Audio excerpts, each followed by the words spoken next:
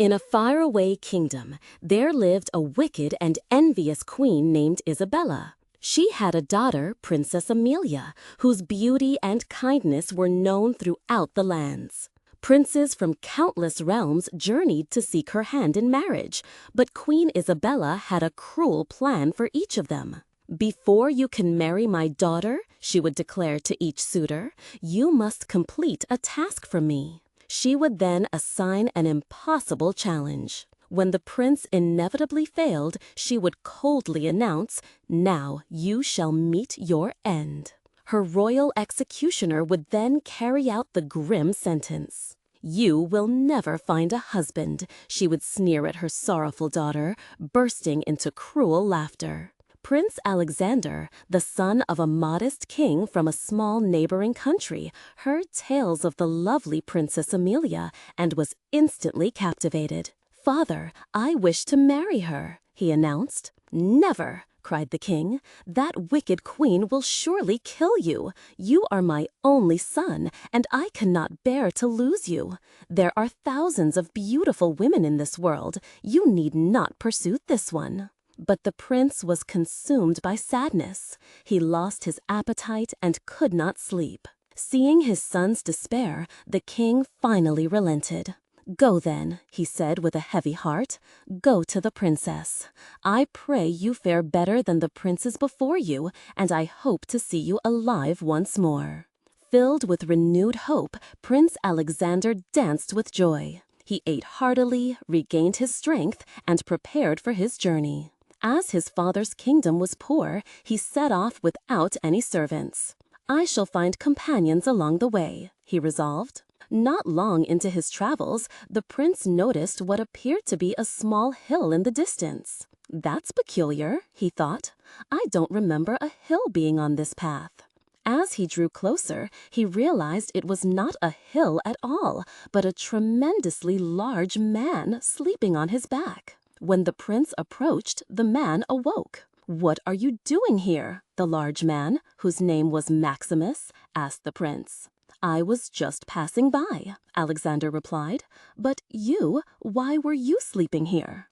"I was asleep," Maximus stated simply, "and now I am awake because of you. I had a small meal this morning and was resting before my lunch." "What did you eat this morning?" the prince asked, intrigued. "A mere 10 chickens and 100 cakes," Maximus replied. "Would you consider becoming my servant?" the prince asked. "Provide me with food," Maximus boomed, "and I will do anything you ask." And so Maximus joined Prince Alexander. A short while later, they encountered another man, this one with his head bowed and his left ear pressed to the ground. As he looked up, they saw that his left ear was unusually large. "What are you doing, my friend?" the prince inquired of the man, Elias. "I am listening," Elias explained. "I can hear the flowers blooming and the birds singing in a land across the sea." "What can you hear from the castle of the beautiful princess?" Alexander asked eagerly. Elias's face grew somber. "I hear sounds of mourning. Another prince has been executed." "Will you join me? Be my servant, Elias," the prince urged. "Yes," Elias agreed, "I will." Further on their journey, they saw what looked like 2 long tree trunks lying by the road. "Look, trees," said Maximus. But as they got closer, Elias corrected him. "Those are not trees, they are arms, the longest arms in the world." Soon they saw the man to whom the arms belonged. "You are an exceptionally tall man," the prince remarked to the man, Lincoln. "I can be much taller than this," Lincoln replied. "Come with me, Lincoln," said the prince. "Be my servant." And Lincoln joined their growing company. Next, they met a man holding a hand over one of his eyes. "Is something bothering your eye?" the prince asked. "No," said the man, whose name was Orion. "I can see for great distances, through buildings, mountains, and even water. When objects are too close, I must cover one eye to see them clearly." "Come with us, Orion," the prince invited, "and be my servant." And Orion followed them. The sun grew hotter as they traveled. They soon came upon a man by the side of the road, bundled in 2 thick coats and a large hat that obscured his face.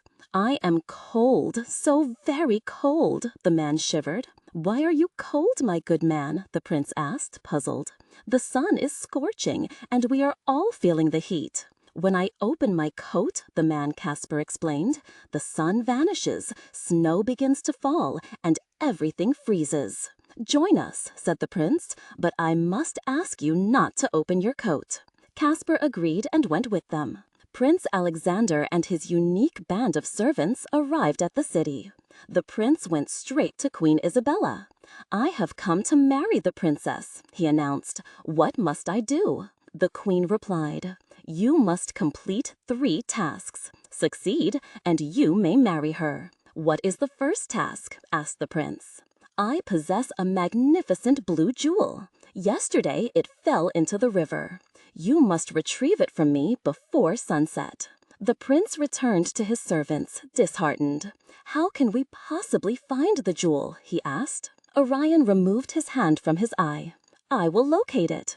He scanned the river. "There it is, over there." "I can't reach it," said Lincoln. Then Maximus stepped forward, opened his mouth, and began to drink the water from the river. In a short time, the riverbed was dry. Lincoln then easily retrieved the jewel and gave it to the prince. The queen was furious when the prince presented her with the jewel. That night, she lay awake, plotting a more difficult challenge. The next morning, the prince returned to the queen. "You must be hungry after your long journey," she said with a chilling smile. "I have 30 chickens in the courtyard. Eat every single one before noon. I don't want to see so much as a single chicken bone left." "May I invite a friend?" the prince asked. "I dislike eating alone." "You may ask one friend," the queen consented, confident of his failure. "He will be dead by this afternoon," she whispered to her daughter with a laugh. The prince went to his companions. "Come with me, Maximus," he said.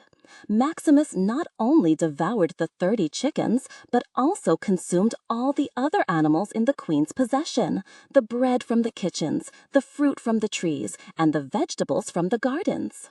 "What else can I eat?" Maximus asked, still hungry. But there was nothing left, so he fell asleep. At noon, the queen called for her lunch, but no food arrived. She stormed into the kitchen. "Where is my meal?" she demanded. The cook explained, "A large man ate everything in the gardens and the kitchens."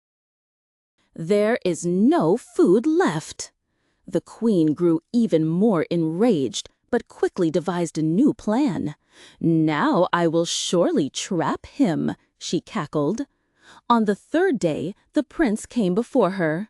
"Will you dine with me tonight?" she asked with a deceptively sweet smile. "And afterward, perhaps you would like to spend 2 hours with the princess." "Yes," the prince replied eagerly, "I would be delighted." "You won't fall asleep while talking with her, will you?"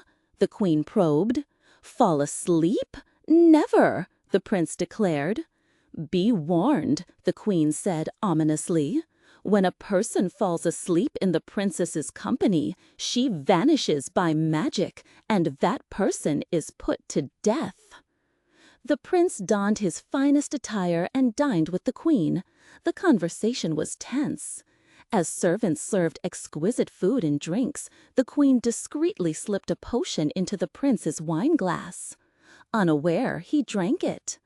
After the meal, the queen led him up a winding staircase to a high tower room, where the princess sat by a window, her face illuminated by the setting sun. For a brief moment they were happy together, but soon the princess's eyelids grew heavy. The princess's voice faded as he drifted into a deep sleep. Half an hour later, he awoke with a start. The princess was gone. He searched the room frantically, but couldn't find her.